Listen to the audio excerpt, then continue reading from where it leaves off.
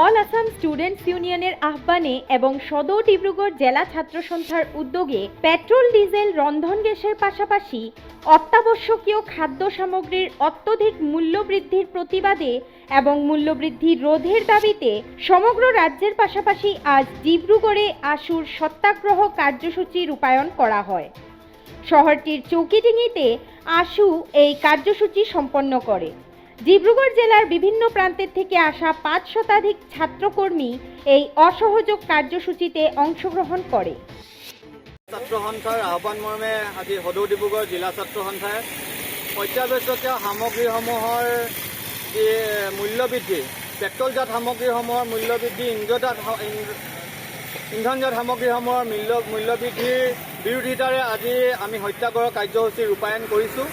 আৰু এই নৰেন্দ্ৰ মোদীৰ কেন্দ্ৰীয় নেতৃত্বাধীন চৰকাৰখন আৰু অসমৰ শৰ্মা চৰকাৰখনে মূল্যবৃদ্ধিৰ ক্ষেত্ৰত তেওঁলোকে ইতিহাস ৰচনা কৰিছে আৰু ইতিহাসত দুজনমান প্ৰতাৰক আৰু দুজনমান বিশ্বাসঘাতকৰ নাম সাঙুৰ খাব। কিয়নো তেওঁলোকে যেতিয়া শাসনত নাছিলে, এই শাসনত নথকা সময়ত তেওঁলোকে অসমৰ ৰাইজক আশ্বস্ত কৰিবৰ বাবে, ৰাইজক ভুল পথে পৰিচালিত কৰিবৰ বাবে তেওঁলোকে ডিঙিত পিঁয়াজ আলুৰ মালা আৰি তেওঁলোকে প্ৰতিবাদ কৰিছিলে। দুই এজনে তেওঁলোকে গৰু গাড়ী তেওঁলোকে ৰাজপথত চলাই তেওঁলোকে প্ৰতিবাদ সাব্যস্ত কৰিছে।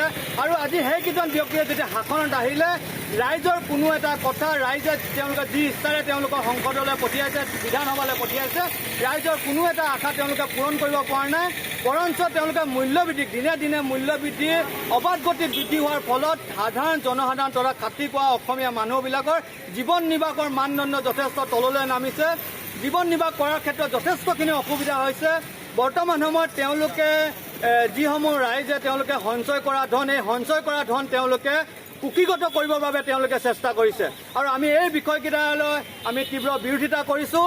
চৰকাৰখনে যি ধৰণে তেওঁলোকে প্ৰতিশ্ৰুতি দিছিলে যে অসমৰ জনসাধাৰণক তেওঁলোকে মূল্যবৃদ্ধি তেওঁলোকে হ্ৰাস কৰি অসমৰ জনসাধাৰণক জীৱন নিৰ্বাহৰ মান উন্নত কৰি দিব বুলি, কিন্তু আজি এই ক্ষেত্ৰত সম্পূৰ্ণ বিপৰীত এটা স্থিতিত অৱস্থান কৰিছে।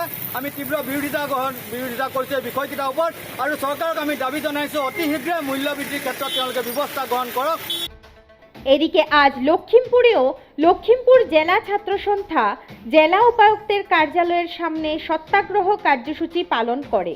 বিজেপি সরকারের বিরুদ্ধে হাতে হাতে বিভিন্ন স্লোগান লেখা প্লে কার্ড নিয়ে সত্যাগ্রহের কার্যসূচি পালন করা হয়। অন্যদিকে জোরহাট এবং শিবসাগরের আশুর প্রতিবাদী সত্যাগ্রহ কার্যসূচি রূপায়ণ করা হয়। News desk report, অসমাদিত্য।